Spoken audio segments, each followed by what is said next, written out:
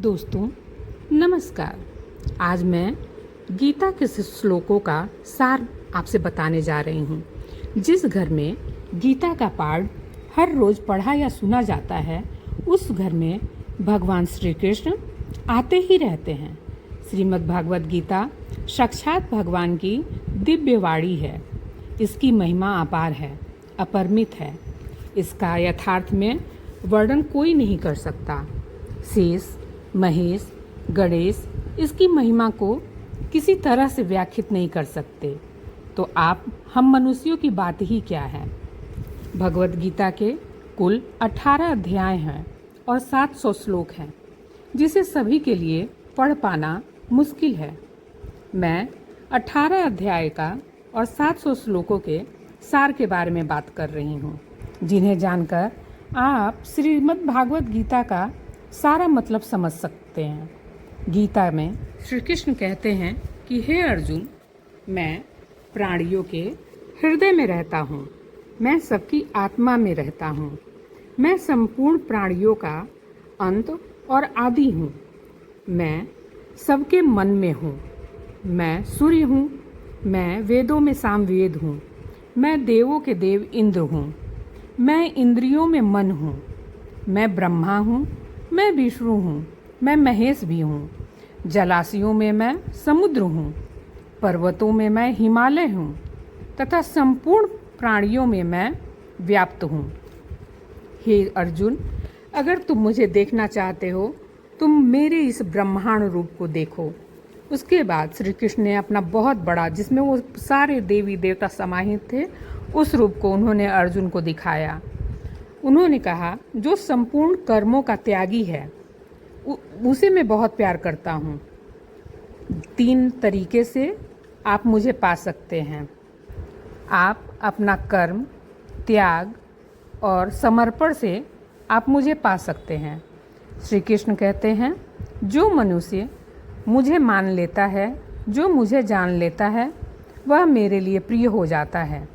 आपके भाग्य में जो है वह आपका है, जो आपके भाग्य में है वह आपको मिलेगा ही मिलेगा, और जो नहीं है वह नहीं मिलेगा।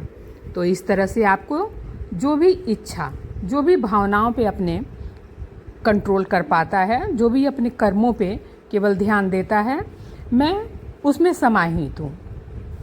जो भी अपने कर्मों को, भावनाओं को अपने मन में रखता है, उसे अपार शांति की प्राप्त होती है।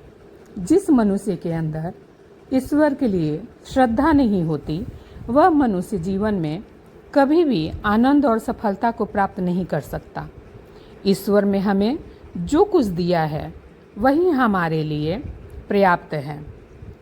अतः हमें सत्य से, अपने संयम से और अपने सेवा से अपना जो कुछ भी मुझे मिल रहा है वह हमारे लिए पर्याप्त है। यदि पांडवों को श्री कृष्ण द्वारा बताई गई अगर वह रणनीति नहीं माने होते, तो क्या वो कौरवों से जीत पाते? श्री कृष्ण के कहे हुए आचरण को ही पांडवों ने अपना बनाया और वो कौरवों से जीत लिए। तो इस तरह से आप देख सकते हैं कि संसार में चाहे जो कुछ भी आप करें, लेकिन अपना कर्म सही रखें। कृष्ण कहते हैं कि संसार में मुझसे ही उत्पन्न होता है, संसार में जो कुछ भी उत्पन्न होता है वह मुझसे ही उत्पन्न होता है और मुझ में ही समाहित होता है, मुझ में ही स्थिर हो जाता है। अतः इंसान को अपना कर्म सही करना चाहिए, फल की इच्छा नहीं करना चाहिए। तेरा क्या है जो यहाँ से लेकर तू जाएगा? तू क्या लाया था?